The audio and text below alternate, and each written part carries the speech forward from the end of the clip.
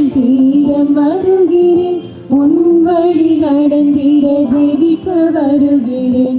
வியத்தகு சேதனை என் வீடு வாழ்விட விளைகிறேன்.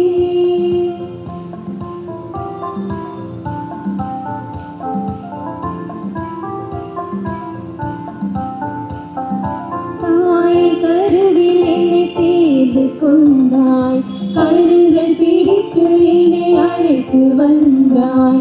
இறைவா இறைவா என் ஆதாரம் நீயாகவா, இவைகள் போல என்னை காத்து நீ இதயம் கலங்காமல் உறவாட உன்னோடு கலந்திடுவே. சகோதரர்களே, இணைந்து இந்த திருப்பணியை கலந்து கொள்கின்ற அருட்தந்தை பிரகாஷ் அடிகளார் அவர்களோடும் அருட்தந்தை அருளானந்த அடிகளார் அவர்களோடு நானும் இணைந்து எங்கள் விஞ்ஞான மாலை வணக்கத்தை ஒரு பண்போடு தெரிவித்துக் கொள்கிறோம். துறவர வார்த்தை பாட்டின் 50வது ஆண்டு நிறைவு நாளில் காணுகின்ற சகோதரி லூர்து மேரி அவர்களுடைய இந்த பொன்விழா திருப்பணியிலே கலந்து கொண்ட உங்கள் அனைவரையும் மாலை வணக்கம் தெரிவித்து ஒரு முறை அன்போடு இந்த திருப்பணிக்கு வரவேற்கின்றோம். இவர்களது அருட்செயலை நினைத்து நன்றி கூறுகின்ற அருட்சகோதரி அவர்களோடு நாமும் இணைந்து இந்த திருப்பணியிலே கலந்து கொள்ள இவர்களுடைய அருளாசிரியை வேண்டி செல்வோம். பொன்விழா அருள் சகோதரி லூர்து மேரி திருப்பலி முன்னுரை. இந்நாள் ஏற்றமிகு பொன்னாள், எழுச்சி மிகு மகிழ்ச்சியின் நாள். இறைவனில் மிகுந்த அன்பு கொண்ட புதுவை க்ளூனி புனித சூசையப்பர் சபையின் அருள் சகோதரி லூர்து மேரி அவர்களின் துறவர அர்ப்பண வாழ்வின் 50 ஆண்டுகள் நிறைவை இனிதாய் நினைவு கூறும் நாள். இதய நன்றியை இறைவனுக்கு அளிக்கும் இந்நன்றி திருப்பலியில் பங்கேற்க குழுமியுள்ள அன்பு நெஞ்சங்களே, இப்பெருவிழாவாம் பொன்விழாவிற்கு மகிழ்ச்சி பொங்க திருப்பலி நிறைவேற்றி வாழ்த்து கூறி மகிழ்விக்க வருகை புரிந்துள்ள அருள் தந்தையர்களே, நேசமிகு உடன் பிறப்பினர்களே, பாசமிகு உற்றார் உறவினர் நண்பர் மற்றும் இறைமக்களே, அகமும் முகமும் மலர உங்களை வரவேற்கின்றோம். உங்கள் ஜெபமும் வாழ்த்தும் விலையில்லா ஒப்பற்ற அருள் செல்வம் என பாராட்டுகிறோம். இறை இயேசுவில் அன்புக்குரியவர்களே, தரணி போற்றும் பர்மா நாட்டிலே 1953 திருவாளர் சின்னப்பா திருமதி பெரியநாயகம் இவர்களது 5வது தவ புதல்வியாக சைலாவில் பிறந்தார் லூர்து மேரி. 1 முதல் 8ஆம் வகுப்பு வரை யாசர்பாடி பாரிஸ் ஸ்கூலில் ஆரம்ப கல்வி பயின்றார். அப்பொழுது பங்கு தந்தையாக இருந்தவர் அருள் திரு மந்தோலானி எஸ்டிபி அடிகளார். அவரின் அன்புக்குரிய சிறுமியாக நாள்தோறும் தவறாமல் திருப்பலிக்கு தோழியுடன் இணைந்து இருவரும் நடந்தே வருவர். மழை பெய்தாலும் குளிர் அடித்தாலும் திருப்பலிக்கு தவற மாட்டார்கள். தோழி வராவிட்டாலும் தனியே நடந்து வருவார்கள். மறந்து தூங்கினாலும் தந்தை தட்டி எழுப்பி விடுவார். நாள்தோறும் மாலையில் இரவு ஜெபம் குடும்பமாக சேர்ந்து ஜெபிப்பார்கள். ஜெபமாலையை சகோதரியின் தந்தை தொடக்கம் முதல் ஜெபம் முடியும் வரை முழங்காலிலிருந்து ஜெபிப்பார். நற்செய்தியும் வாசிப்பார்கள். ஒரு நாள் திருப்பலி முடிந்து வெளியே வரும் பொழுது பெரும் மழை வெள்ளத்தால் தெருக்களில் தண்ணீர் பெருக்கெடுத்து ஓட சாஸ்திரி நகர் வீட்டிற்கு போக முடியாமல் கார்ப்பரேஷன் பள்ளியில் 5 நாட்கள் சொந்தக்காரர்களுடன் தங்கினார். திருப்பலியில் பங்கு கொள்ள ஆசையுடன் ஆர்வமுடன் செல்வார். 9 முதல் 11ஆம் வகுப்பு வரை ஆரணி போர்டிங்கில் படித்தார். சலேசிய சகோதரிகளால் வழிநடத்தப்பட்டார். அங்கே இறைவனின் அருளாசீர் அதிகமாக பெற்று இறைபக்தியில் வளர்ந்தார். அந்த பள்ளியின் நூலகத்தில் புத்தகங்களை எடுத்து படித்தபோது ஒரு புத்தகம் அவரது உள்ளத்தை ஈர்த்தது. அயல் நாட்டு வேத போதகி முத்திவேறு பெற்ற ஆன்மரி ஜாவுகே என்ற புத்தகம் பிரான்சு நாட்டில் பிறந்து க்ளூனி புனித சூசையப்பர் சபையை நிறுவியவர். அவரின் பணி வாழ்வு உள்ளத்தை கவர்ந்ததால் அன்று முதல் அச்சபையில் சேர்ந்து அயல்நாடு சென்று துன்புறும் மக்களுக்கு பணி செய்ய விரும்பினார். பள்ளி படிப்பை முடித்தவுடன் அண்ணன் ஆண்டனி காட்பாடி ஆக்சிலியம் கல்லூரியில் படிக்கிறாயா என்று கேட்டபோது மறுத்துவிட்டார். கல்லூரி படிப்பு முடிந்தால் எங்கே திருமணம் செய்து வைத்து விடுவார்களோ என்று பயந்து உடனே திண்டிவனம் நவக்கன்னியர் மடத்துக்கு அவரே கடிதம் எழுதி சேர்த்து கொள்ள கேட்டார். யாசர்பாடி பங்கு தந்தை அருள்பணி சுலூஸ் எஸ்டிபி அடிகளாரின் பேருதவியால் 1973 திண்டிவனம் நவக்கன்னியர் மடத்தில் சேர்ந்தார். திண்டிவனத்தில் 1976 முதல் வார்த்தைப்பாடும் 1978 முதல் 1981 வரை தனது செவிலியர் படிப்பை பெங்களூரு புனித மார்தா செவிலியர் கல்லூரியில் சிறப்பாக முடித்தார். பின் ஏற்காட்டில் 1984 நித்திய வார்த்தைப்பாடும் கொடுத்தார். தனது இறை அழைத்தலுக்கு பெற்றோர்களின் ஜப வாழ்வும் பக்தியும் இரவு குடும்ப ஜபமும் திருப்பலியும் ஜபமாலையும் நற்செய்தி வாசகமும் முக்கிய காரணம் என்று பெருமையுடன் கூறுகிறார். ஏன் இதை இங்கு கூறுகிறோம் என்றால், இன்றைய உலகில் குடும்பங்களில் பிள்ளைகளிடையே பக்தி, தெய்வ பயம், நன்னடத்தை குறைவு. இறை அழைத்தலும் அரிது. இதற்கு பெற்றோர்களும் ஒரு காரணம். தனது 50ஆம் ஆண்டுகள் துறவற வாழ்வில் அருள் சகோதரி லூர்து மேரி அவர்கள் செயற்கரிய செயல்களை ஆற்றியுள்ளார்கள். மருத்துவமனையில் மகப்பேறு மருத்துவ பணியில் கணக்கற்ற பிஞ்சு நெஞ்சங்கள் உயிர் பாதுகாத்து வளரும்படி செய்துள்ளார். ஏழை எளிய இளம்பெண்களின் வாழ்க்கைக்கு விளக்காய் வழிகாட்டி வாழ வைத்துள்ளார்கள். மற்றவர்களின் தேவையறிந்து செயல்படும் நல்லுணர்வு மிக்கவர்கள். எதையும் பாங்காய் பக்குவமாய் செயல்படும் பொறுப்புணர்வு மிக்கவர்கள். இவர் போல் ஒருவர் உண்டோ, இவர்தம் இதயம் போல் நமக்கில்லையே என பலரை ஏங்க வைத்தவர். இத்தகைய பெருமைக்கும் புகழுக்கும் உரிய அருள் சகோதரி லூர்து அவர்கள் இனி வரும் நாளெல்லாம் இனிதாக வாழ வேண்டும், நல்வழிகளையே காண வேண்டும் என வாழ்த்துவோம். பொன்விழா மட்டுமல்ல, வைரவிழா காணும் நீண்ட நாள் வாழ வளர வேண்டும். இவரை வழிநடத்துகின்ற க்ளூனி சபை வளர்ச்சிக்கும் உடன் வாழும் சமுதாய அருள் சகோதரிகளுக்காகவும் ஜெபிப்போம். சகோதரியின் உடன் பிறப்பினர், சுற்றத்தார், உறவினர்கள் அனைவரும் நலமாக வாழ ஜெபிப்போம். இறைவன் இவருக்கும் இவரது சபைக்கும் குடும்பத்திற்கும் செய்த எல்லா நன்மைகளுக்கும் நன்றி கூறி இத்திருப்பலியில் மகிழ்வுடன் பங்கு கொள்வோம். மகிழ்வு நிறைந்த குடும்பமாக திகழ்வோம். வாழ்க பொன்விழா காணும் அருள் சகோதரி லூர்து மேரி. தொடர்க அவரது இறைப்பணி பாரெங்கும்.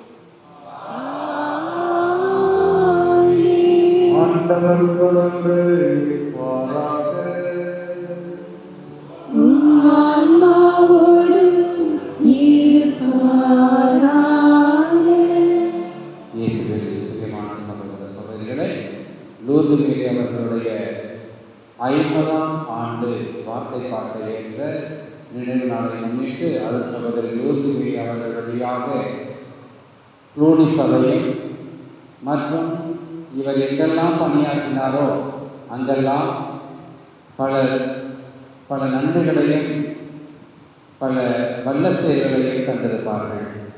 இறைவன் இதன் வழியாக செய்த எல்லா நன்மைகளையும் நினைத்து இந்த நாளிலே இறைவனுக்கு நன்றி செலுத்த வந்திருக்கிறார்கள். இதோ இந்த நாளிலே இவரோடு இணைந்து எல்லாம் பண்ண இறைவனுக்கு நன்றி சொல்லி இதோ இந்த திருப்பலியிலே அருள் சகோதரி அவர்களோடு இறைவன் கடந்த 50 ஆண்டு காலமாக இருந்தார். லூர்து மேரியும் கடவுளோடு இருந்தார். ஆகவே இந்த பொன்விழாவை காணக்கூடிய வாய்ப்பை இவருக்கும் இங்கே வந்திருக்கிற நமக்கும் இறைவன் வழங்கி இருக்கிறார். ஆகவே இந்த நாளிலே நன்றி என்ற சொல்லோடு இறைவனோடு இணைந்து அருள் சகோதரியோடு இணைந்து எல்லாம் அந்த இறைவனுக்கு நன்றி சொல்லி இந்த திருப்பலிகளை பங்கேற்போம்.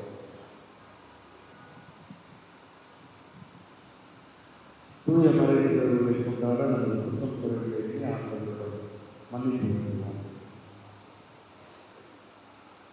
எல்லாம் வல்ல இறைவனிடமும் சகோதர சகோதரிகளே, எங்களிடமும் நான் பாவி என்று ஏற்றுக்கொள்கிறேன்.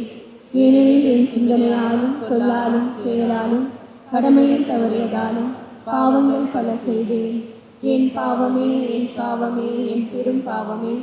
ஆகையால் எப்பொழுதும் கன்னியான புனித மரியாதையும் வானதூதர் புனிதர் அனைவரையும் சகோதர சகோதரிகளையும் உங்களையும் நம் இறைவனாகிய ஆண்டவரிடம் எனக்காக வேண்டிக் கொள்ள மன்றாடுகிறேன். எல்லாம் வல்ல இறைவன் நம்மை இறக்கம் வைத்து நம் பாவங்களையும் குறைகளையும் பலவீனங்களையும் மன்னித்து நம் அனைவரையும் முடிவில்லாத நிலை வாழ்வுக்கு அழைத்துச் செல்வாராக. ஆமென். ஆண்டவரே இரக்கமாயிரும். ஆண்டவரே இரக்கமாயிரும். இயேசுவே இரக்கமாயிரும்.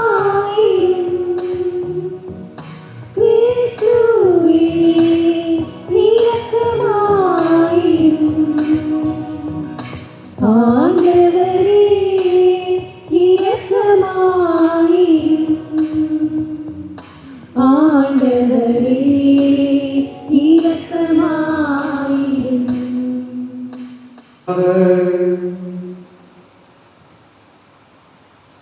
நம்பிக்கைக்குரிய எங்கள் தாயும் தந்தையுமாகிய இறைவா, உம்மிடமிருந்து பெற்றுக்கொண்ட கொடையை புதுப்பிக்க இன்று ஆவல் கொண்டுள்ள எங்கள் அருட்சகோதரி லூர்து தேவியின் மீது நீ காட்டிய கண்ணிரக்கத்திற்காக நாங்கள் நன்றி செலுத்த அருள் புரிய உம்மை வேண்டுகின்றோம்.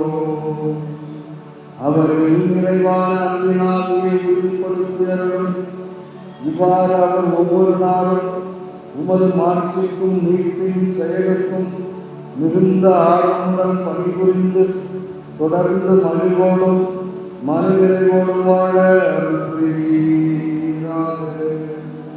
உம்மோடு தூய ஆவியாரின் ஒன்றிற்கு இறைவனாய் என்றென்றும் வாழ்ந்து ஆட்சி செய்கின்ற எங்கள் ஆண்டவரும் உம் திருமகனாகிய இயேசு கிறிஸ்து வழியாக உம்மை மன்றாடுகின்றோம்.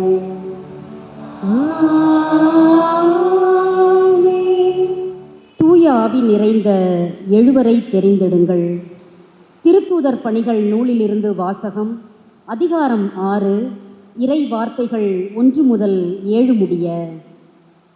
அக்காலத்தில் சீடர்களின் எண்ணிக்கை பெருகி வந்தது. அப்போது கிரேக்க மொழி பேசுவோர் தங்களுடைய கைம்பெண்கள் அன்றாட பந்தியில் முறையாக கவனிக்கப்படவில்லை என்று எபிரேய மொழி பேசுவோருக்கு எதிராக முணுமுணுத்தனர். எனவே 12 திருத்தூதரும் சீடர்களை ஒருங்கே வரவழைத்து, நாங்கள் கடவுளது வார்த்தையை கற்பிப்பதை விட்டுவிட்டு பந்தியில் பரிமாறும் பணியில் ஈடுபடுவது முறையல்ல. ஆதலால் அன்பர்களே, உங்களிடமிருந்து நற்சான்று பெற்றவர்களும் தூய ஆவி அருளும் வல்லமையும் ஞானமும் நிறைந்தவர்களுமான எழுவரை கவனமாய் தெரிந்தெடுங்கள். அவர்களை நாம் இந்த பணியில் நியமிப்போம். நாங்களோ இறை வேண்டலிலும் இறைவார்த்தை பணியிலும் உறுதியாய் நிலைத்திருப்போம் என்று கூறினர். திரளாய் கூடியிருந்த சீடர் அனைவரும் இக்கருத்தை ஏற்றுக்கொண்டனர். அதன்படியே அவர்கள் நம்பிக்கையும் தூய ஆவியும் நிறைந்த ஸ்தேவான், பிலிப்பு, பிரக்கோர், நிக்கானோர், தீமோன், பர்மனா, யூதம் தழுவிய அந்தியோக்கியா நகரத்து நிக்கோலா என்பவர்களை தெரிந்தெடுத்து அவர்களை திருத்தூதர் முன்னால் நிறுத்தினார்கள். திருத்தூதர் தங்கள் கைகளை அவர்கள் மீது வைத்து இறைவனிடம் வேண்டினர். கடவுளது வார்த்தை மேன்மேலும் பரவி வந்தது. சீடர்களின் எண்ணிக்கை எருசலேம் நகரில் மிகுதியாக பெருகிக் கொண்டே சென்றது. குருக்களுள் பெருங்கூட்டத்தினரும் இவ்வார்த்தைக்கு கீழ்ப்படிந்து நம்பிக்கை கொண்டனர். ஆண்டவர் வழங்கும் அருள்வாக்கு. நீங்கள் தேர்ந்தெடுக்கப்பட்ட வழிமரபினர், அரச குருக்களின் கூட்டத்தினர். திருத்தூதர் பேதுரு எழுதிய முதல் திருமுகத்திலிருந்து வாசகம். அன்புக்குரியவர்களே, உயிருள்ள கல்லாகிய ஆண்டவரை அணுகுங்கள். மனிதரால் உதறி தள்ளப்பட்டதாயினும் கடவுளால் தெரிந்து கொள்ளப்பட்ட உயர் மதிப்புள்ள கல் அதுவே. நீங்களும் உயிருள்ள கற்களாயிருந்து ஆவிக்குரிய இல்லமாக கட்டி எழுப்பப்படுவீர்களாக. இயேசு கிறிஸ்துவின் வழியாய் கடவுளுக்கு உகந்த ஆவிக்குரிய பலிகளை படைக்கும் தூய குருக்களின் கூட்டமாகவும் இருப்பீர்களாக. ஏனெனில் இதோ சீயோனில் நான் ஒரு மூலைக்கல் நாட்டுகிறேன். அது தேர்ந்தெடுக்கப்பட்ட விலை உயர்ந்த மூலைக்கல். அதில் நம்பிக்கை கொண்டோர் பதற்றமடையார் என்று மறைநூலில் காண கிடக்கிறது. நம்பிக்கை கொண்ட உங்களுக்கு அது உயர் மதிப்புள்ளதாக விளங்கும்.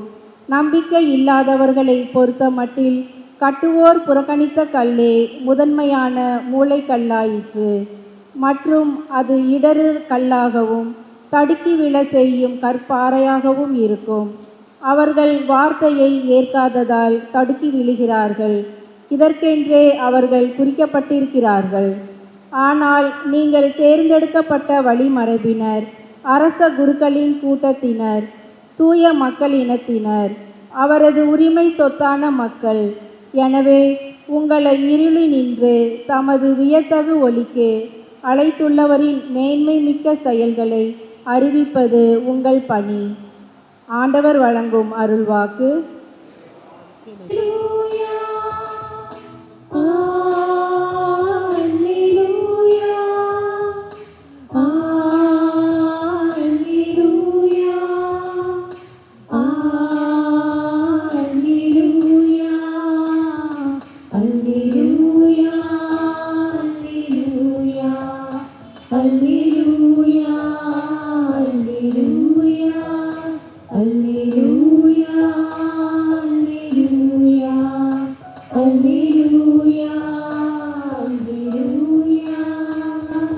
வழியும் உண்மையும் வாழ்வும் நானே, என் வழியாயன்றி எவரும் தந்தையிடம் வருவதில்லை என்கிறார் ஆண்டவர்.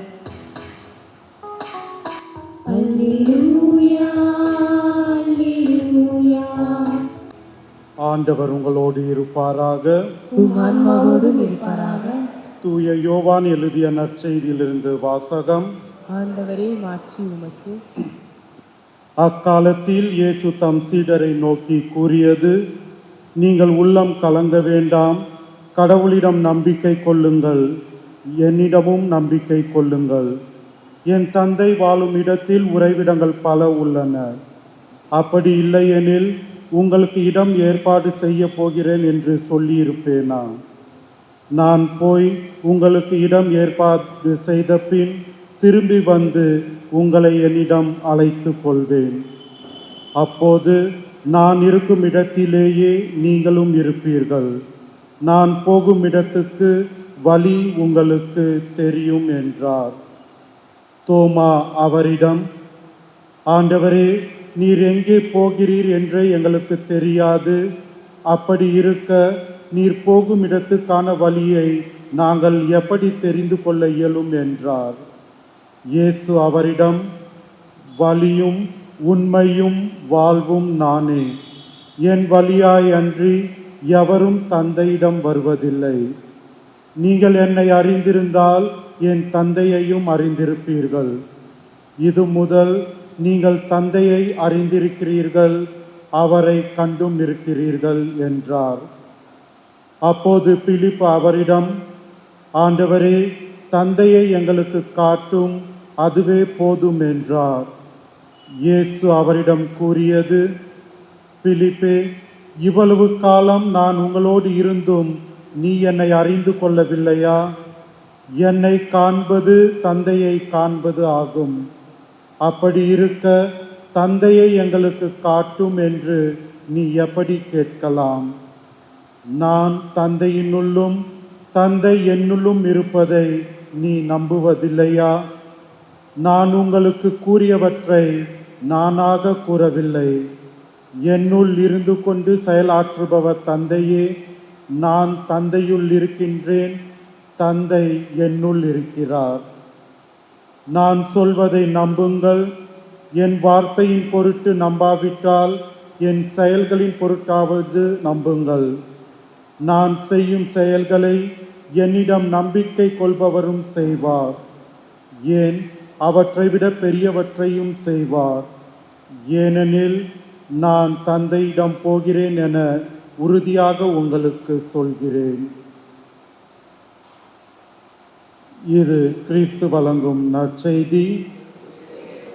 கிறிஸ்து இயேசுவில் அன்புமிக்க அருமையான சகோதரிகளே, சகோதரர்களே,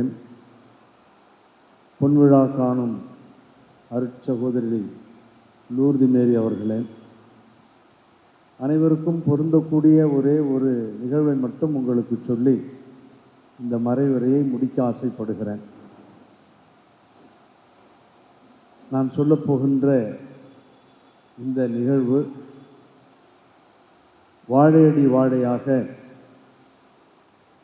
யூதர்கள் ஓய்வு நாளன்று தங்களுடைய குழந்தைகளுக்கும் குழந்தைகளின் குழந்தைகளுக்கும் சொல்லிக் கொடுப்பது வழக்கம். அப்படி எங்களுக்கு என்னுடைய பேராசிரியர் சொன்னார். எருசலேம் சென்றிருந்த பொழுது இது உண்மைதானா என்பதை சோதிப்பதற்காக ஓய்வு நாளன்று ஒரு யூத குடும்பத்திற்கு சென்றிருந்தோம். எருசலேமிலும் சரி, அதை சுற்றி இருக்கக்கூடிய இடங்கள், யூதர்கள் வாடுகின்ற இடங்கள் எங்கும் ஓய்வு நாளன்று இந்த நிகழ்வை, இந்த கதையை தங்களுடைய குழந்தைகளுக்கு சொல்லித் தந்தார்கள். அந்த கதையைத்தான் உங்களுக்கு சொல்லப்போகிறேன். இது துறவிகளுக்காக மட்டுமல்ல, வாழக்கூடிய யாராக இருந்தாலும், இல்லறம், துறவறம், தனியறம், எந்த அறமாக இருந்தாலும் அந்த அறத்தில் பற்றுறுதியோடு வாழ வேண்டும் என்ற அந்த ஒற்றை நோக்கை, சிந்தனையை உங்கள் முன் வைக்க ஆசைப்படுகிறேன். நிகழ்வு இதுதான். யூதர்கள் பாபிலோனுக்கு அடிமைகளாக கடத்தி செல்லப்பட்டார்கள். அங்கே அவர்கள் 4 திக்குகளிலும் பிரித்து வைக்கப்பட்டிருந்தார்கள். ஒரு குரூப் கிழக்கே, ஒரு குரூப் மேற்கே, ஒரு குரூப் வடக்கே, தெற்கே என்று அவர்கள் எடுத்து சென்ற அனைத்து யூதர்களையும் பிரித்து ஆங்காங்கே வைத்திருந்தார்கள். ஒரு நாள் வடக்கு புறத்திலே இருந்த அரசனிடம் தெற்கில் இருந்தவர்கள் ஒரு சிலர் வேகமாக வந்து, அரசே, நம்முடைய மக்கள் யாவே இறைவனை மறந்துவிட்டு செங்கடலில் கால்கள் நனையாமல் நம்மை அழைத்து வந்த அந்த வல்ல இறைவனை மறந்து பாலும் தேனும் பொழிகின்ற கானான் நாட்டிற்கு அழைத்து செல்லுகின்ற வேளையிலே உடன்படிக்கை செய்து உன்னை அனைத்தையும் தந்த அந்த கடவுளை மறந்து நன்றி குறைந்தவர்களாக வேறு தெய்வங்களை வணங்கி கொண்டிருக்கிறார்கள். பில்லி சூனியம், அது இது என்று தங்களையே அவர்கள் இழந்து கொண்டிருக்கிறார்கள். ஆகவே இப்பொழுது நீ வந்து அவர்களை அழித்து விடாவிட்டால் அங்கே தெற்கு புறத்திலே இருக்கக்கூடிய யூதர்கள் அனைவரையும் நீ இழந்து விட வேண்டியது இருக்கும் என்று அவர்களிடம் வந்து ஆவேசமாக சொல்லுகிறார்கள். இதை கேட்ட அரசன், அவனும் அடிமையாகத்தான் இருந்தான், அவன் சொல்லுகிறான், என்னிடம் ஆட்சியும் இல்லை, அரச பதவியும் இல்லை, என்னிடம் ஒன்றும் இல்லை. ஆகவே என்னால் ஒன்றும் செய்ய முடியாது என்று தெளிவாக சொல்லுகிறான். அதற்கு அவர்கள் சொல்லுகிறார்கள், அப்படியல்ல அரசே, நீர் இங்கிருந்து அங்கே வந்து அவர்களை கண்டித்தால் கூட போதும், கண்டித்து திருத்த வேண்டியது உன்னுடைய பொறுப்பு, அதற்கு உனக்கு அதிகாரம் இருக்கிறது, வாருங்கள் என்று சொல்லி அவரை அழைத்து கட்டாயப்படுத்தி அழைக்கிறார்கள். அவனும் சற்று யோசித்து பார்க்கிறான். உண்மைதான், இப்பொழுது நான் செல்லாவிட்டால் இந்த மக்களை இழக்க நேரிடும். ஆகவே அவன் என்ன செய்கிறான், குதிரையில் ஏறுகிறான். ஏறி அவனும் அவர்களோடு வேகமாக செல்லுகிறான். செல்லுகின்ற வழியிலே சாத்தான் அவனை சந்திக்கிறான். இருவரும் கட்டி புரளுகிறார்கள், நெடுநேரம் சண்டை போடுகிறார்கள். அரசன் ஒரு முறை அவனை கீழே தள்ளி அவன் மீது ஏறி உட்காரப் போகின்ற பொழுது சாத்தான் அவனை கீழே தள்ளுகிறான். சாத்தான் அவனை கொல்லப் போகிறான். ஆனால் அரசன் மீண்டும் சாத்தானை கீழே தள்ளி கொல்லப்போக இருவரும் மாறி மாறி கீழே கிடப்பதும் ஒருவரை கொள்வதுமாக இருந்து வெகுநேர சண்டைக்கு பிறகு அரசன் அந்த சாத்தானை கீழே தள்ளி அவன் மீது ஏறி உட்கார்ந்து அவனை கொல்லப் போகிறான். அப்பொழுது அந்த சாத்தான் சொல்லுகிறான், ஐயையோ அரசே, அவசரப்பட்டு நீ என்னை கொன்று விடாதே, அவசரப்பட்டு என்னை நீ கொன்று விடாதே, காரணம் நான் உனக்கு நன்மை செய்யத்தான் வந்திருக்கிறேன் என்று சொல்லுகிறான். அரசன் சொல்லுகிறான், இல்லை, நீ ஏமாற்றுக்காரன், உன்னை நம்பினால் நான் நடுத்தெருவில் தான் இருக்க வேண்டும். நீ என்னுடைய மக்களை ஏமாற்றி திசை திருப்பி அவர்களை வேறு இடத்திற்கு அழைத்துச் செல்லுகிறாய். உண்மையான இறைவனை மறந்து போலியான தெய்வங்களை வழிபடச் செய்கிறாய். அது இது என்று ஆசை காட்டி அவர்களை நீ மோசம் செய்கிறாய் என்று அவன் சொல்லுகிறான். அப்பொழுது அந்த அரசன் இதை சொன்ன உடனே அந்த சாத்தான் சொல்லுகிறான், அப்படி அல்ல அரசே, அவசரப்பட்டு என்னை கொன்று விடாதே, உனக்கு உதவி செய்யத்தான் நான் வந்திருக்கிறேன் என்று சொல்லுகிறான். ஆனால் அரசன் நம்புவதாக இல்லை, அவனை குத்தப் போகிறான். அப்பொழுது அவன் மீண்டும் கைகளை உயர்த்தி சொல்லுகிறான், அரசே, மீண்டும் சொல்லுகிறேன், உனக்கு உதவி செய்வதற்காகத்தான் நான் வந்தேன். என்னை நீ தவறாக புரிந்து கொண்டு கொல்லப் போகிறாய். தயவு செய்து நான் சொல்வதை கேள், கொன்று விடாதே. ஒரே ஒரு நிமிடம் எனக்காக உன் காதுகளை கொடு, நான் சொல்வதை கேள் என்று சொல்லுகிறான். அரசனும் வேண்டா வெறுப்பாக சரி சொல் என்று சொல்லி அலட்சியமாக அவன் சொல்வதை கேட்கிறான். அப்பொழுது அரசன் சொல்லுகிறான், அரசே, உன்னுடைய மக்கள் ஏன் பிற தெய்வங்களை தேடி ஓடினார்கள் என்று நீ யோசித்து பார்த்திருக்கிறாயா? உன்னுடைய மக்கள் ஏன் உடன்படிக்கையின் கடவுளை மறந்து வேறு தெய்வத்தை சென்று வழிபடுகிறார்கள் என்பதை யோசித்திருக்கிறாயா? எதற்காக அவர்கள் பில்லி சூனியம் அது இது என்று தேவையில்லாத பழக்க வழக்கங்களுக்குள் சென்றிருக்கிறார்கள் என்று என்றாவது நீ யோசித்திருக்கிறாயா என்று கேட்கிறான். அதற்கு அரசன் சொல்லுகிறான், இதெல்லாம் யோசிப்பதற்கான நேரமும் இல்லை, யோசிக்க வேண்டிய அவசியமும் எனக்கு இல்லை. என் மக்கள் இறைவனை மறந்து வெளியே செல்லுகிறார்கள், அவர்களை அடித்து ஒழிக்க வேண்டும் என்று அவன் தீர்க்கமாக சொல்லுகிறான். அப்பொழுது மீண்டும் அந்த சாத்தான் பேசுகிறான், அரசே, நாம் சொல்வதை கேள். அவர்கள் ஏன் அந்த வேறு தெய்வங்களை சென்று தேடி போகிறார்கள்? தங்களுடைய பற்றுறுதியிலிருந்து ஏன் மாறிப்போனார்கள்? ஏன் வேறு திசைக்கு சென்றார்கள் என்று சற்று யோசித்து பார் என்று திரும்ப திரும்ப சொல்ல அவன் யோசித்து பார்க்கிறான். ஏன் சொல் என்று கேட்கிறான். அப்பொழுது சாத்தான் சொல்லுகிறான், அவர்களுக்கு சாப்பிடுவதற்கு ஒன்றும் இல்லை. அங்கே பாலஸ்தீனத்திலே அவர்களுக்கு எல்லாம் கிடைத்தது, ஆனால் இங்கே அவர்களுக்கு ஒன்றும் கிடைக்கவில்லை. ஆகவேதான் அவர்கள் பசி வந்திட பத்தும் பறக்கும் என்று சொன்னதைப் போல அனைத்தையும் தூக்கி எறிந்துவிட்டு அவர்கள் வேறு தெய்வங்களிடம் செல்லுகிறார்கள். பணம் கிடைக்கிறது, சொத்து கிடைக்கிறது, எல்லாம் கிடைக்கிறது, உணவும் கிடைக்கிறது, ஆகவே ஓடிப்போனார்கள் என்று அவன் சொல்லுகிறான். இதற்கு நான் என்ன செய்ய முடியும்? நானோ அரசனாக இருந்து ஆட்சி இல்லாமல் இருக்கிறேனே என்று அரசன் சொல்லுகிறான். அதற்கு சாத்தான் ஒரு திட்டத்தை சொல்லுகிறான். நான் உனக்கு உதவி செய்யத்தான் வந்தேன், ஆனால் நீ அவசரப்பட்டு என்னை கொல்லுகிறாயே என்று சொல்லி, நான் சொல்வதை கேள். நீ என்னை உயிரோடு விட்டால் ஒவ்வொரு நாளும் 10 தங்க காசுகளை உன்னுடைய தலைமாட்டிலே நான் வைக்கிறேன். அந்த 10 தங்க காசுகளை நீ பணமாக மாற்றி உன்னுடைய மக்களுடைய வறுமையை போக்கிவிடு, அவர்களுடைய இந்த வாழ்வை மாற்றிவிடு, அவருடைய வாழ்வை உயர்த்திவிடு.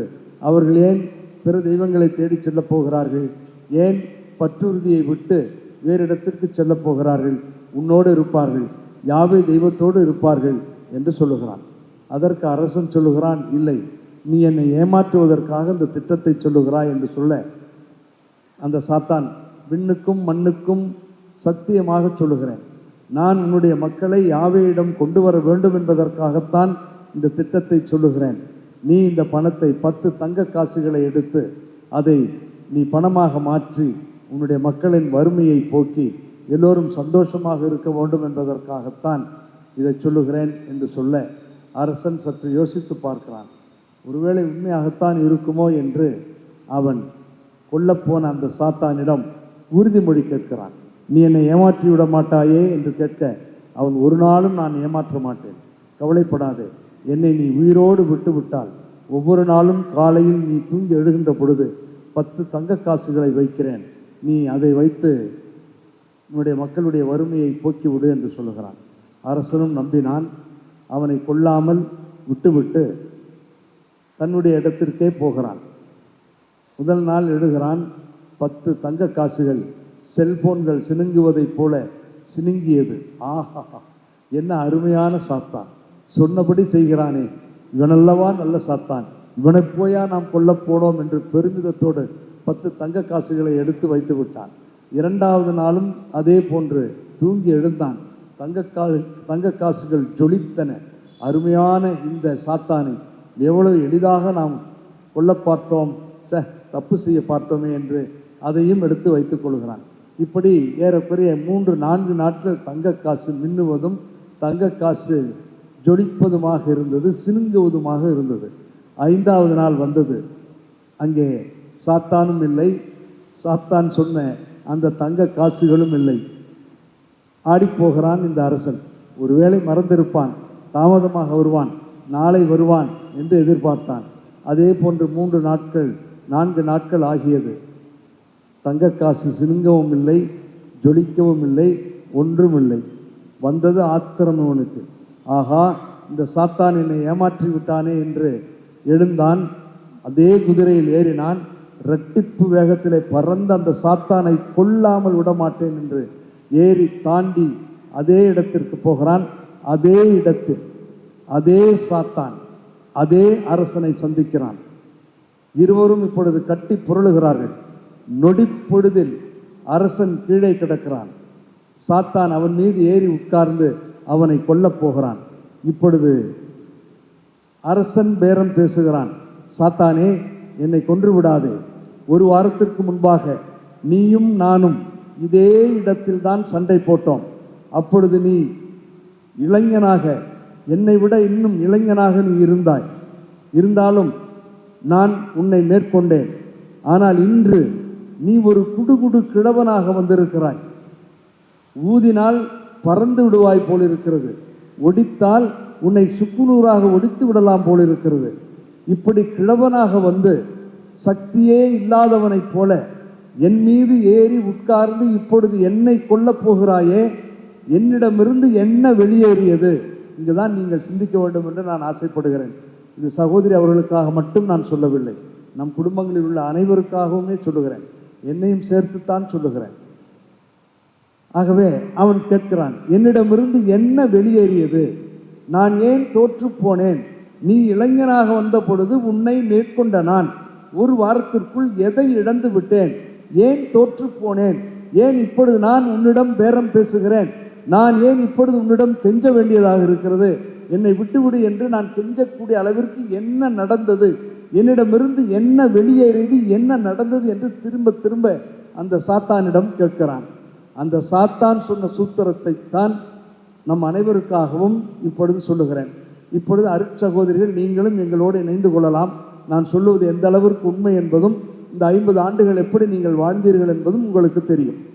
சாத்தான் சொல்லுகிறான், அரசே, அன்று நான் இளைஞனாக வந்தேன், என்னால் உன்னை மேற்கொள்ள முடியவில்லை.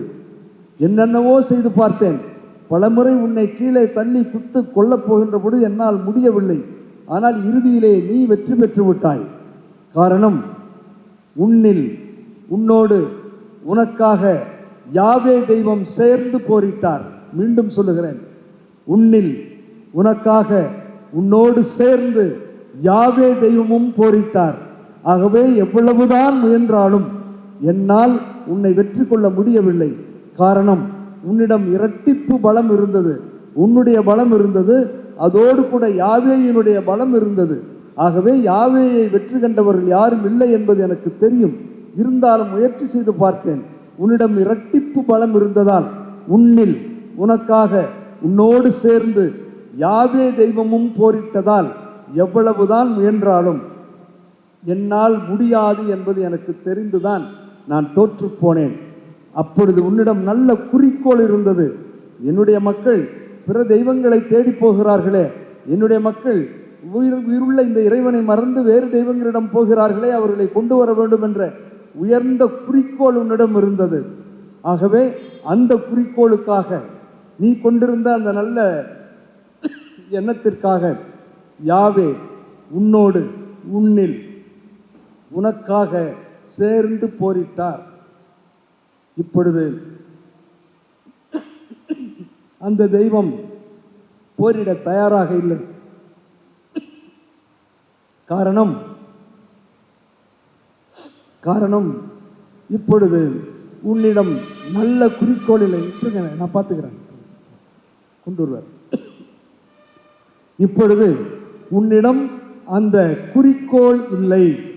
நீ இப்பொழுது வந்திருப்பது நான் உன்னை ஏமாற்றி விட்டேன் என்பதற்காக, 10 தங்க காசுகள் வரவில்லையே என்பதற்காக இப்பொழுது நீ வந்திருக்கிறாய். ஆகவே உன்னிடம் குறிக்கோள் இல்லை, உன்னிடம் நல்ல எண்ணம் இல்லை, பணம் கிடைக்கவில்லையே என்பதற்காக, 10 தங்க காசுகள் இல்லை உனக்கு கிடைக்கவில்லை என்பதற்காக நீ இப்பொழுது வந்திருக்கிறாய். முன்பு உன்னிடம் நல்ல குறிக்கோள் இருந்தது, இப்பொழுது உன்னுடைய குறிக்கோள் மாறிவிட்டது. பணத்திற்காக நீ வந்திருக்கிறாய், உனக்காக வந்திருக்கிறாய். ஆகவே உன்னில் உனக்காக உன்னோடு சேர்ந்து அந்த யாவே தெய்வம் போரிட தயாராக இல்லை. நான் சொல்றது புரியுதா? உன்னில் உனக்காக உன்னோடு சேர்ந்து அந்த யாவே தெய்வம் போரிட தயாராக இல்லை. அவர் தனியாக சென்று விட்டார். உன்னிடம் குறிக்கோள் இல்லை, உனக்காக நீ வந்தாய், உன்னுடைய சுயநலனுக்காக வந்தாய், பங்க காசுகள் கிடைக்கவில்லையே என்பதற்காக வந்தாய். ஆகவே நீ இப்பொழுது தனி மரமாக இருக்கிறாய், இப்பொழுது நீ நடை பிணமாக இருக்கிறாய். நான் ஒரு சாதாரண குச்சியைப் போல வந்தாலும் குடுகுடு கிழவனாக வந்து உன்னை சாய்த்து விட்டேன். காரணம், இப்பொழுது உன்னில் இரட்டிப்பு பலம் இல்லை.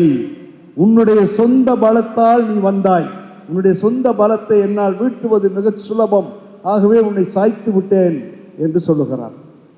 கிறிஸ்து இயேசுவில் அன்புமிக்க அருமையான சகோதரிகளே, சகோதரர்களே, இதோடு நான் நிறுத்துகிறேன். அப்ளிகேஷன் உங்களை சார்ந்தது. குடும்பத்தில் யாரோடு எப்படி இருக்கிறோம், எப்படி வாழுகிறோம், அந்த பிரமாணிக்கம் எப்படி இருக்கிறது, அந்த பிரமாணிக்கத்தில் சோர்வுகள் ஏற்பட்டால் உன்னில் உனக்காக உன்னோடு சேர்ந்து நான் போரிட தயாராக இருக்கிறேன் என்று யாவே சொல்லுவார்.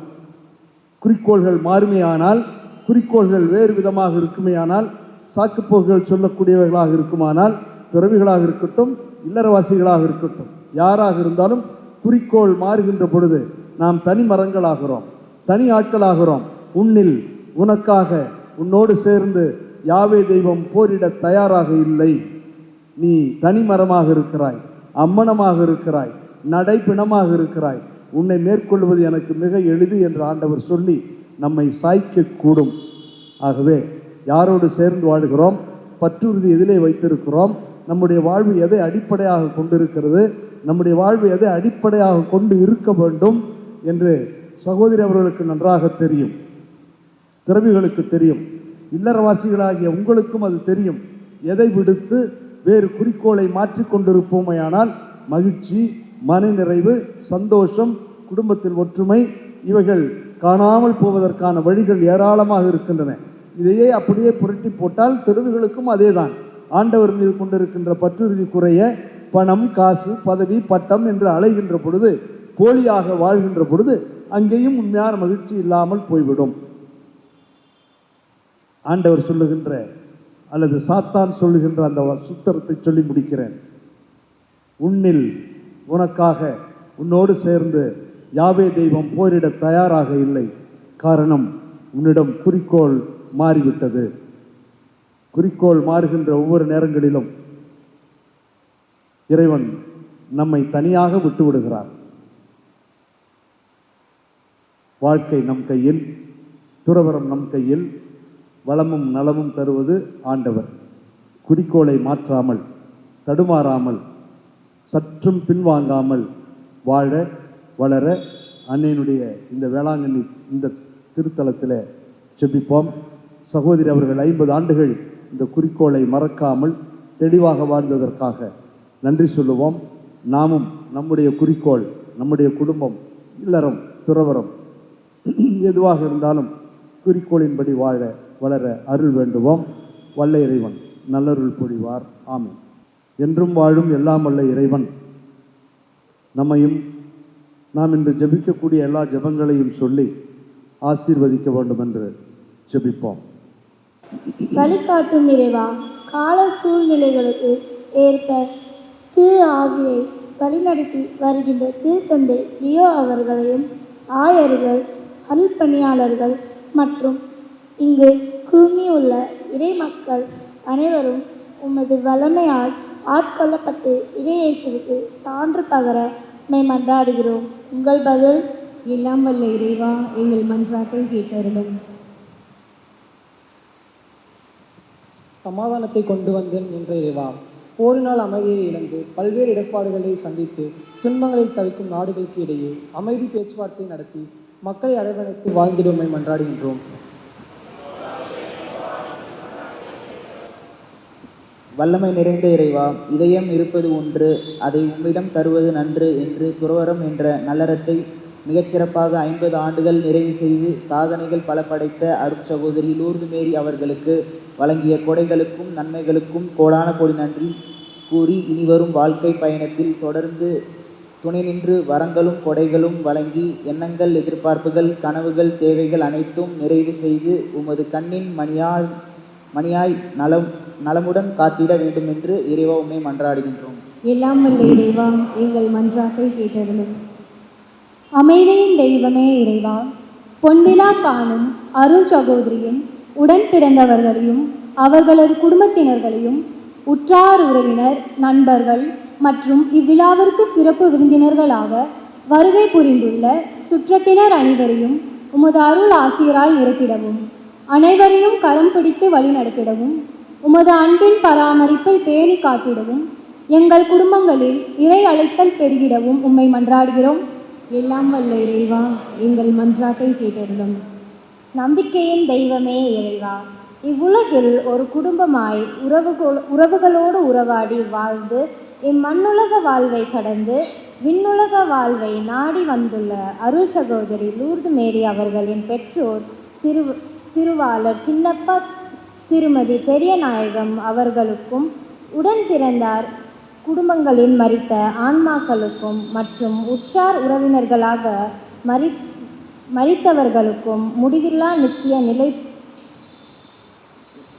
நித்திய பேரின்பத்தில் பங்கு பெற வேண்டும் என்று உம்மை மன்றாடுகிறோம். எல்லாம் வல்ல இறைவா, எங்கள் மன்றாட்டை கேட்டருளும். எல்லா சூழ்நிலைகளிலும் குறிக்கோள்கள் மாறாமல் மகிழ்வோடும் நிறைவோடும் வாழ வேண்டும் என்று மாறாமல் வாழ்ந்த அன்னையிடம் ஜெபிப்போம். இந்த மன்றாட்டுக்களை எல்லாம் நேற்றும் இன்றும் என்றும் மாறாதவராக இருந்த எல்லா சூழல்களிலும் தனது வலதுகரத்தால் நம்மை தாங்கி பிடித்து வழி நடத்துகின்ற என் இயேசு கிறிஸ்து வழியாக உம்மை மன்றாடுகின்றோம். ஆமென்.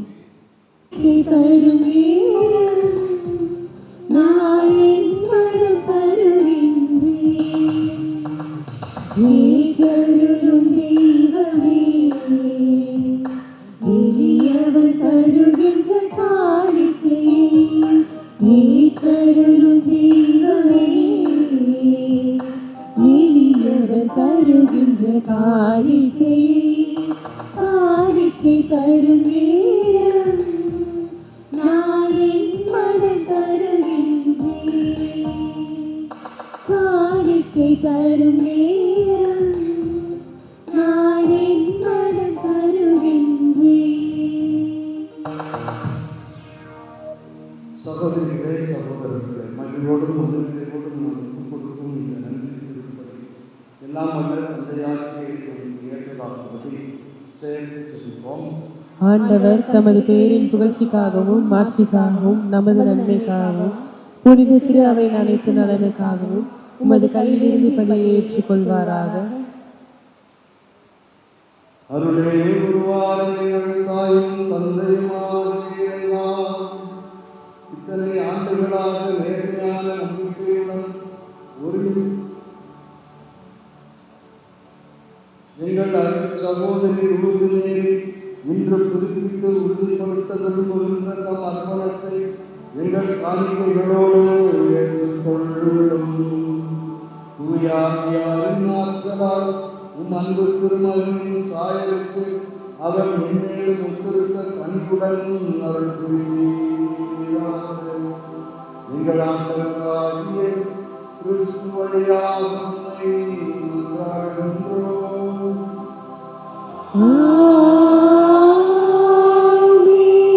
ஆண்டவர் உங்களோடு இருப்பாராக. உம் ஆன்மாவோடும் இருப்பாராக. இதயங்களை மேலே எழுப்புங்கள். ஆண்டவரிடம் எழுப்பியுள்ளோம். நம் இறைவனாகிய ஆண்டவருக்கு நன்றி கூறுவோம். அது தகுதியும் நீதியுமானது.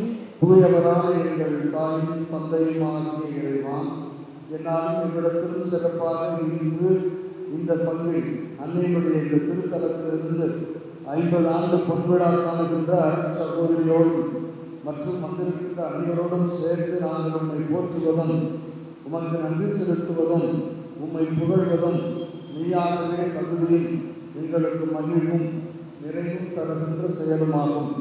ஏனெனில் படையென அழிக்கப்பட்டு வீழ்ச்சுற்ற படைப்பு அனைத்தும் புதுப்பிக்கப் பெறுகின்றது. எங்கள் வாழ்வும் கிறிஸ்துவில் சீரமைக்கப்பட்டு நிறைவு பெறுகின்றது. ஆகவே பாஸ்கா மகிழ்ச்சி கொண்ட நாங்கள் அனைவரும் ஒன்றிணைந்து ஒரே குரலாக சேர்ந்து சொல்வதாவது: தூயவர் தூயவர் தூயவர், வான்படைகளின் கடவுளாம் ஆண்டவர், விண்ணகமும் மண்ணகமும் உமது ஆட்சியால் நிறைந்துள்ளன. உன்னதங்களிலே ஓசானா. ஆண்டவர் பெயரால் வருகிறவர் ஆசி பெற்றவர். உன்னதங்களிலே ஓசானா. ஆண்டவரே, நீர் மெய்யாகவே தூயவர், தூய்மை அனைத்திற்கும் ஊற்று. ஆகவே உடைய ஆவியை பொழிந்து இக்காணிக்கைகளை தூய்மைப்படுத்த உண்மை வருகிறோம். இவ்வாறு எங்கள் ஆண்டவர் இயேசு கிறிஸ்துவின் உடலும் இரத்தமுமாக எங்களுக்கு இவை மாறுவனவாகும். அவர் பாடுபட உடன் கணிந்து தம்மை கையளித்த போது அப்பத்தை எடுத்து நன்றி செலுத்தி அதை விட்டு தம் சீடர்களுக்கு அளித்து கூறியதாவது: அனைவரும் இதிலிருந்து பெற்று உண்ணுங்கள், ஏனெனில் இது உங்களுக்காக கையளிக்கப்படும் என் உடல்.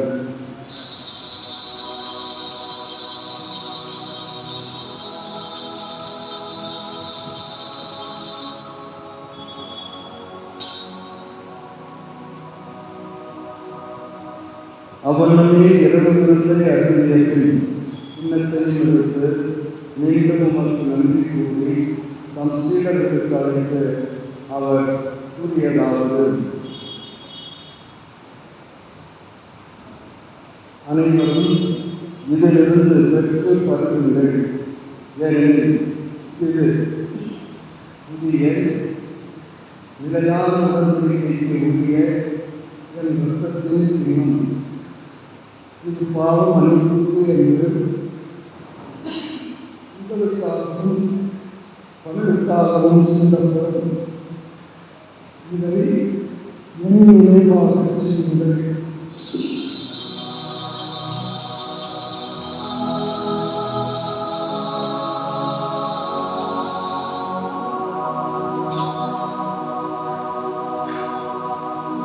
நம்பிக்கையின் மலரை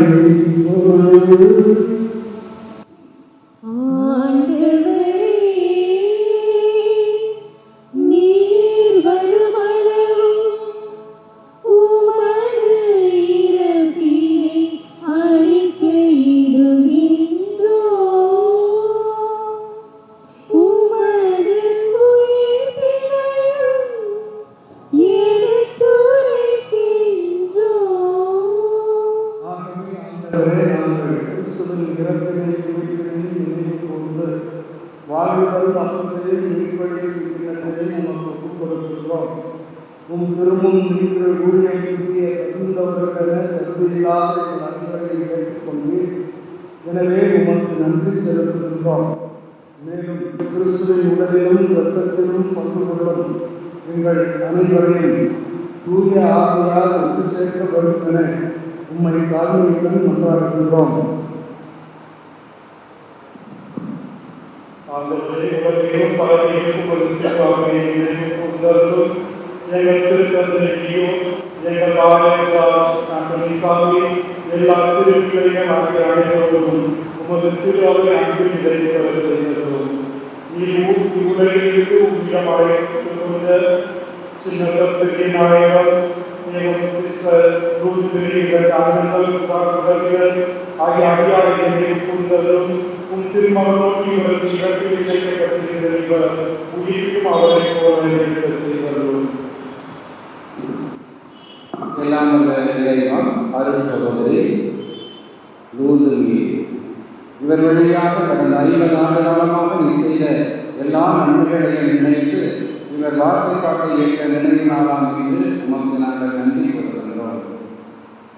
உயிர்த்தெழுவோம் என்ற எண்ணத்தோடு உயிர் கொள்ளும் எங்களுடைய சகோதர சகோதரிகளையும் இறந்தோர் எல்லோரையும் இரக்கத்தோடு நினைத்து உடைய திருமுக ஒளியினுள் ஏற்றவர்கள் எங்கள் அனைவர் மீதும் இரக்கமாகிறோம்.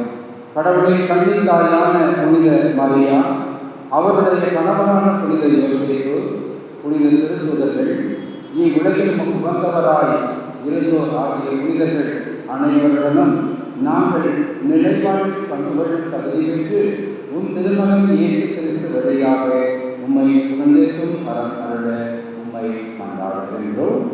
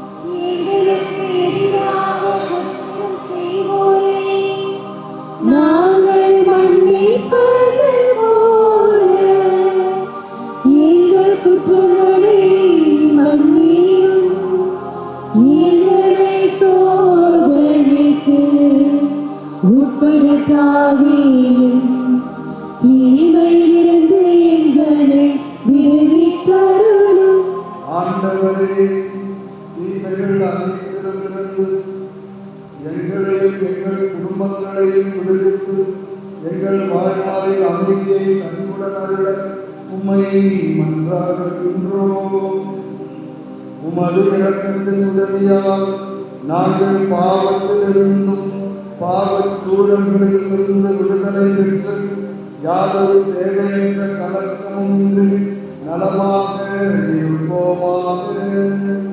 நாங்கள் எதிர்நோக்கியிருக்கும் பேரின்பத்திற்காகவும் எம் மீட்பராகிய இயேசு கிறிஸ்துவின் வருகைக்காகவும் காத்திருக்கின்றோம்.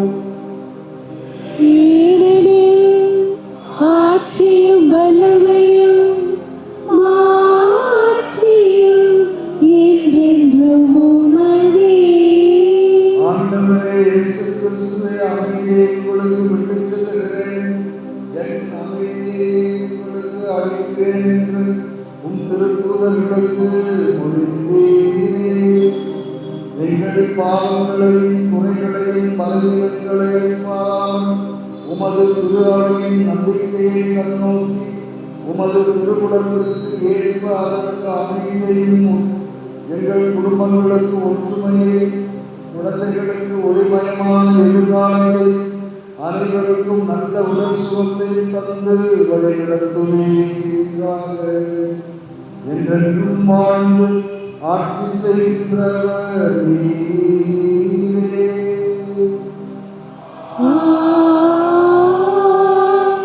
ஆண்டவருடைய உங்களோடு என்றும் இருப்பதாக.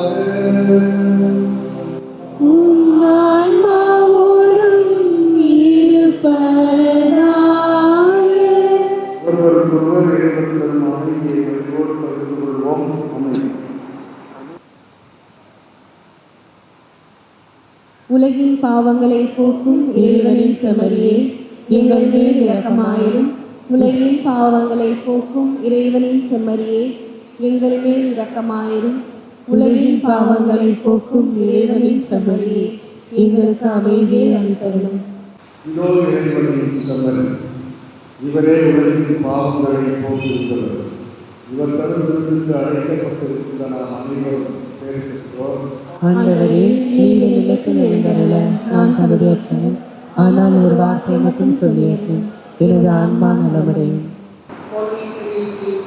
Which to be consecrated to work willingly to Christ, to answer to His call, and to serve His church by prayer. I salute Mary of Christ, in the presence of the Virgin Mary, with you forever, vows of obedience, of chastity, of poverty, in the congregation of the sisters of the Joseph of Mary, and according to His constitution.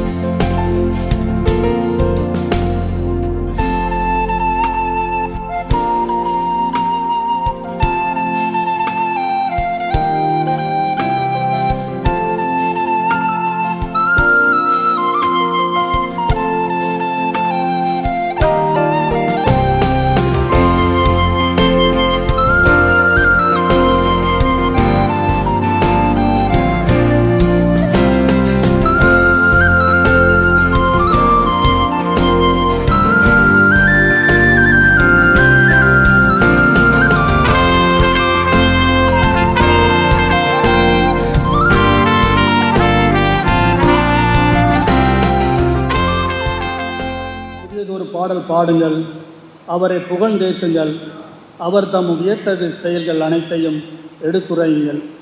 திருப்பாடல் 105 2ஆம் வசனத்தின் பிரகாரமாக என்ற இறை வாக்கிற்கிணங்க தமது அர்ப்பண வாழ்வில் 50 ஆண்டுகளை நிறைவு செய்து பொன்விழா காணும் எங்கள் குடும்ப குத்துவிளக்கு அருட்சகோதரி லூர்து மேரி அவர்களை இறைவன் இதுகாரும் கரம் பிடித்து வழிநடத்திய இறைவனுக்கு அதற்கு நன்றியை தெரிவித்துக் கொள்கின்றோம். இந்த சிறப்பு திருப்பலிக்கு அனுமதி அளித்து ஜெபித்த இப்பங்கின் பங்கு மெய்ப்பாளர் திரு பிரான்சிஸ் மைக்கேல் அடிகளாருக்கு எங்களது நன்றியை தெரிவித்துக் கொள்கின்றோம். யாவே இறைவன் நம்மோடு எப்படி இருக்கிறார் என்பதை மிகவும் சிறப்பாக எடுத்துரைத்து இந்த சிறப்பு திருப்பலியை நிறைவேற்றி கொடுத்த உலக புகழ்பெற்ற வேளாங்கண்ணி திருத்தலத்தின் அதிபர் தந்தை அவருக்கு எவ்வளவு பணிகள் அங்கு இருக்கும் என்பதை நாங்கள் நன்கு அறிவோம். பல்வேறு பணிகளுக்கு இடையில் இங்கே எங்களுக்கு சிறப்பான இந்த திருப்பலியை நிறைவேற்றி ஜெபித்து கொடுத்த திரு எங்களது உறவு தந்தை சகாயராஜ் இருதயராஜ் அவர்களை இருதயராஜ் அவர்களுக்கு எங்களது நன்றியை தெரிவிக்கும் விதமாக எங்களது சித்தப்பா சௌருமுத்து அவர்கள் பொன்னாடை போர்த்தி கௌரவிப்பார்கள்.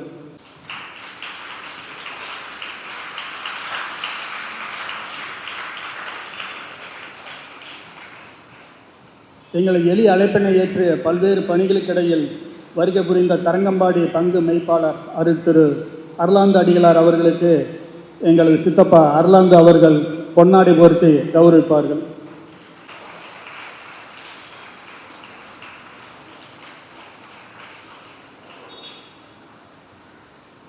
எங்கள் குலத்தில் ஒரு அருட் சகோதரி என்றால் ஒரு அருட்பணியாளரையும் இறைவனுக்கு நாங்கள் அழைத்திருக்கிறோம்.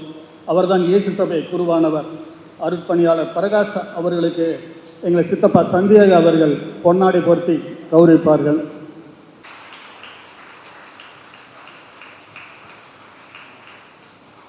மேலும் இந்த சிறப்பு திருப்பலிக்கு வருகை புரிந்து ஜெபித்த உற்றார் உறவினர் அனைவருக்கும் எங்கள் குடும்பத்தின் சார்பாக நன்றியை தெரிவித்துக் கொள்கிறோம்.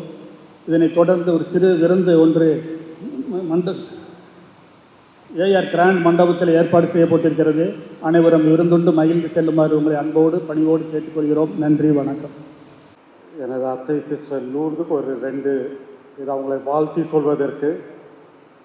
அத்தை சிஸ்டர் லூர், நீங்கள் சிஸ்டராக இருக்கிறத நினச்சி கண்டிப்பாக ஆயா தாத்தா உங்களுடைய அம்மா அப்பா உடன் பிறந்தவர்கள் விண்ணகத்தில் இருக்கிறவங்க 2 அண்ணன்கள் மன்னகத்தில் இருக்கிறவங்க சகோதரி சகோதரர்களுக்கு ரொம்ப பெருமையாக இருக்குது. இது எப்படி எனக்கு தெரியும்னா, அப்பா அடிக்கடி என்கிட்ட சொல்லுவாங்க, அப்பாலாம் தனியாக இருக்கப்ப அப்பா கூட உட்காந்தா நிறைய அந்த காலத்து கதையெல்லாம் சொல்லுவாங்க. அப்பாவோட ரொம்ப அதிக ஆசை என்ன, கூட பிறந்தவங்களெல்லாம் ஒருத்தர் சிஸ்டர் ஆகணும், ஒருத்தர் ஃபாதர் ஆகணும். ஒருத்தவங்க சிஸ்டர் ஆகிட்டாங்க, அவங்களுக்கு அது ஒரு பெரிய பெருமை. அதனால் சொல்லுவாங்க, என் கூட பிறந்தவங்க ஃபாதர் ஆக முடியல, என் பிள்ளையாவது ஒருத்தன் ஃபாதர் ஆகணும். அதனால் என்னதான் ஆனாலும் சபையை விட்டு வந்துடாத, முன்னாடி வச்ச காலை பின்னாடி வைக்கக்கூடாது. அதனால் இன்னைக்கு விண்ணகத்திலிருந்து அவங்க எல்லாரும் பார்க்குறாங்க. இங்கவும் சித்தப்பாமார்கள் அப்புறம் அத்தை இன்னொரு அத்தையும் இருக்காங்க. எல்லாருக்கும் ரொம்ப பெருமையாக இருக்கும் அவங்கள பார்த்து. நான் ஃபாதர் ஆகிறதுக்கு ஒரு காரணம் சிஸ்டர் லூர்தும். ஏன்னா ஏறக்குறைய நான் 7ஆம் கிளாஸ் முடிக்கிறப்ப அந்த ஒரு ஆசை இருந்துச்சு ஃபாதர் ஆகணும்னு. சிஸ்டருக்கும் தெரியும். அப்புறம் இன்னொரு ஃபாதர் அலாஷியஸ் இருவியான். அந்த 8ஆம் கிளாஸ் போனதுக்கப்புறம் ஒவ்வொரு வருஷமும் இந்த சம்மர் லீவுக்கு வர்றப்ப அப்பா கூப்பிட்டு போய் அப்போ அத்தை வந்து பாண்டிச்சேரியில் இருந்தாங்க, பாண்டிச்சேரியில் விட்டு வந்துடுவாங்க. ஒரு 4 நாள் 5 நாள் அங்கே சிஸ்டர் கூட இருப்பேன். அங்கே முடிஞ்சதுக்கப்புறம் ஒவ்வொரு வருஷமும் நெய்வேலி போவேன். ஏன்னா இன்னொரு அத்தை நெய்வேலியில் இருப்பாங்க. 2 நாள் அங்கே இருந்தோன்னே யாராவது ஒருத்தர் கூப்பிட்டு வந்து சென்னையில் விட்டு போவாங்க.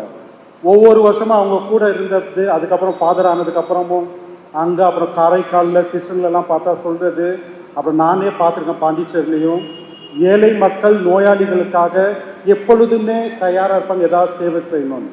அங்கே இருக்க சிஸ்டர்களும் சொல்லுவாங்க, சிஸ்டர் லூர்து இந்த மெடிக்கல் ஃபீல்டில் ஏழைகளுக்காக நோயாளிகளுக்காக நிறையா சேவை செஞ்சுருக்காங்க, எப்பொழுதும் தயாராக இருப்பாங்க. சிஸ்டர் அத்தை உங்களை நினச்சி எங்கள் எல்லாருக்குமே பெருமையாக இருக்குது. கடவுளுக்கு நன்றி செலுத்துகிறோம். அதே நேரத்தில் இன்னைக்கும் இனி வரும் நாட்களும் அந்த ஆண்டவர் உங்களோடு இருக்க வேண்டும் என்று முழு குடும்பமும் உங்களுக்காக ஜெபம் செய்கிறது. பொன்விழா வாழ்த்துக்கள் இருக்க.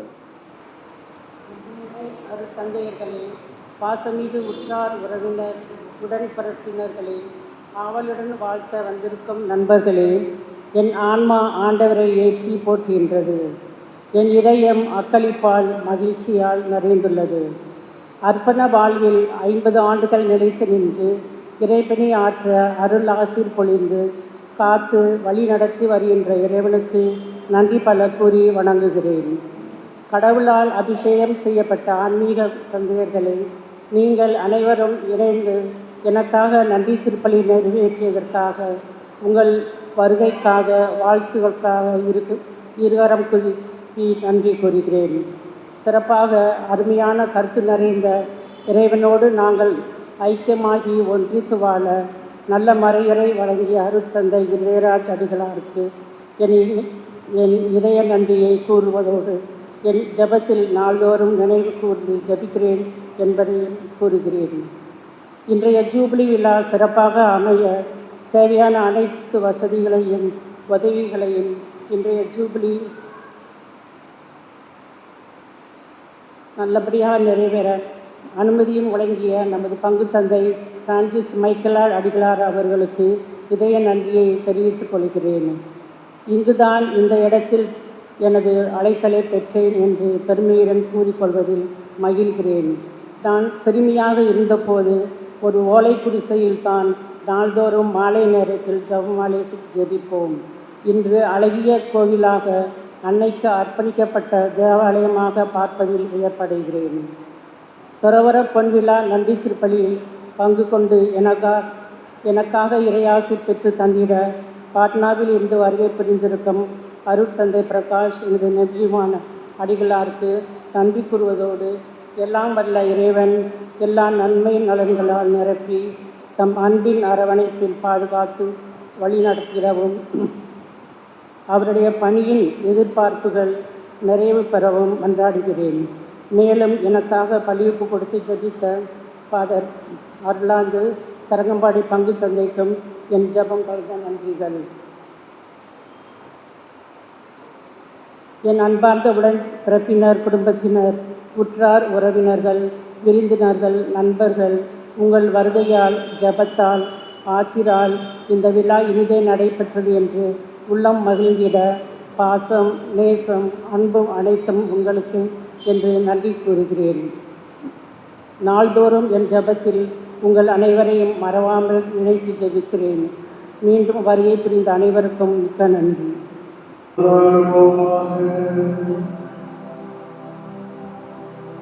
அருள் பொழி மண்டலாகிய தாயும் தந்தையுமாகிய புகழ்ச்சிக்குரிய இந்த 50வது துறவர வார்த்தை பாட்டு நிறைவு நாளில் நீங்கள் கழித்த உமது திருமகளின் உடலிலும் இரத்தத்திலும் நாங்கள் பங்கு பெற்று உண்மையை வேண்டுகின்றோம். இவ்வாறு நகர்வாலும் பாதத்தாலும் புதுப்பிக்கப்பட்ட எங்கள் அருமையான சகோதரி ரூபினேரி அவர்களுக்கு ஏற்கனவே வெற்றி நோக்கி தொடங்கியுள்ள பயணத்தை மகிழ்வுடன் தொடர்ந்து பயணிக்கவும் உடல் உள்ள சுகத்தோடு வாழவும் அருள் புரிவீராக. எங்களாகிய கிறிஸ்து வழியாக உம்மை மன்றாடுகின்றோம்.